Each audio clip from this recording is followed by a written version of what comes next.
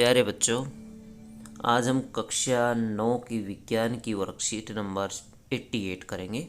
Worksheet number 88 बच्चों जीवन की मौलिक इकाई से संबंधित है। इसकी पुनरावृत्ति हम करने वाले हैं। तो बच्चों, माइटोकॉन्ड्रिया देखिए क्या होता है। ऊर्जा घर इसको कहा जाता है। माइटोकॉन्ड्रिया कोशिका का बिजली घर भी कहलाता है। जीवन के लिए आवश्यक विभिन्न रासायनिक क्रियाओं को करने के लिए माइटोकॉन्ड्रिया एटीपी के रूप में ऊर्जा प्रदान करते हैं। एटीपी कोशिका की ऊर्जा होती है। एटीपी का पूरा नाम होता है बच्चों एडेनोसिन ट्राइफॉस्फेट। एडेनोसिन ट्राइफॉस्फेट ये एक प्रकार की ऊर्जा है जो माइटोकॉन्ड्रिया में भंडारित रहती है। आगे देखिए प्लास्टिड। प्लास्टिड केवल पादप कोशिकाओं में उपस्थित होते हैं। प्लास्टिड 3 प्रकार के होते हैं। क्रोमोप्लास्ट, रंगीन प्लास्टिड के नाम से जाना जाता है इनको।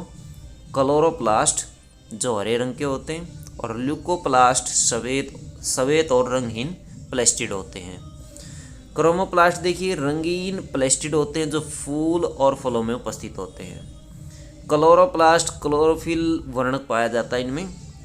पौधों में क्लोरोप्लास्ट प्रकाश संश्लेषण के लिए बहुत आवश्यक होता है। और ल्यूकोप्लास्ट प्राथमिक रूप से अंगक है जिसमें स्टार्च, तेल और प्रोटीन जैसे पदार्थ संचित होते हैं।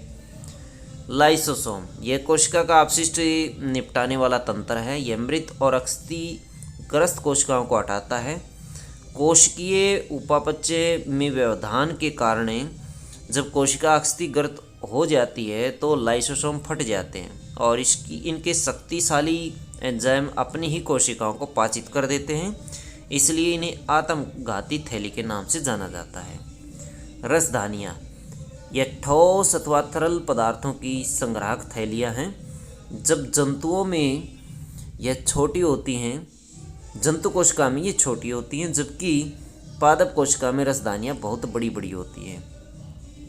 50 से 90% तक पाई जाती हैं ये पादप कोशिकाओं में। पादप कोशिकाओं की रसधानियों में कोशिका द्रव्य भरा रहता है और ये कोशिकाओं की स्फीति और कठोरता प्रदान करती हैं।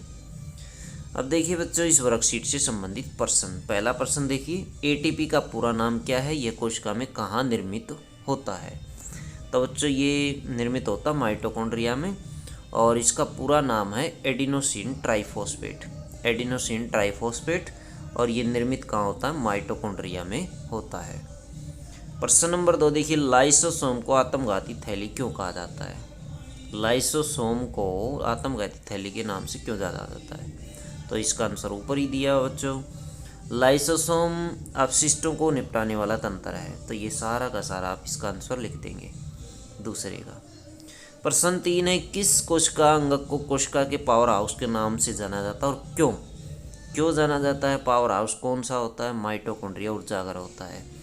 क्यों होता है ये सारा इसमें आ जाएगा, क्योंकि एटीपी के रूप में ऊर्जा को भंडारित करे रहता है। ये एटीपी की वजह से इसको कोशिका का ऊर्जाघर कहा जाता है। एटीपी एक प्रकार की ऊर्जा है। आगे देखिए बच्चों, प्रश्न नंबर 4 है, आपने देखा होगा कि एक फल हरे रंग का होता है लेकिन पकने पर यह सुंदर रंग का हो जाता है। आपके अनुसार इस रंग में परिवर्तन के पीछे क्या कारण है? हरा रंग कारण होता है बच्चों क्लोरोप्लास्ट का। क्लोरोप्लास्ट के कारण हरा रंग होता है और क्रोमोप्लास्ट के कारण इसका रंग बदल जाता है, रंग में परिवर्तन आ जाता है। तो ये सुंदर रंग बिरंगा हो जाता है। तो ये ऑप्शन आ जाएगा। प्रश्न 5 है, रिक्तिका अथवा रसधानी कोशिका के साइटोप्लाज्म के भीतर एक स्थान है जो एक झिल्ली से घिरा होता है और आमतौर पर द्रव युक्त होता है। वे एक प्रकार के भंडारण थैली हैं जो कि जंतु कोशिका की तुलना में पादप कोशिका में बहुत बड़े आकार के होते हैं। निम्नलिखित में से कौन सा रिक्तिका का कार्य नहीं है? तो देखिए कौन सा कार्य नहीं है।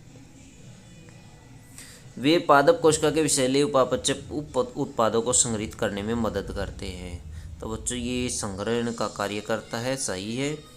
वे पादप कोशिका को कठोरता प्रदान करते हैं, बिल्कुल सही है। वे कोशिका में प्राषण दाब को बनाए रखते हैं, ये भी सही है।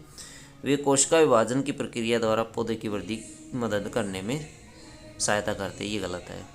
प्रश्न 6 देखिए, अभिकथन ए, लाइसोसोम को आत्मघाती थैली कहा जाता है, बिल्कुल सही है। कारण देखिए, कोशिका उपापचय में व्यवधान के कारण इनकी शक्तिशाली एंजाइम अपनी कोशिकाओं को पाचित कर देते हैं। बिल्कुल सही है। आत्मघाती थैली क्यों कहा जाता है उसका बिल्कुल सही रीज़न दिया गया है। तो दोनों सही हैं, दोनों सत्य हैं और आर ए की सही व्याख्या करता है। आर ए की सही व्याख्या करता है। तो बच्चों ये थे आपके इस वर्कशीट से संबंधित प्रश्न।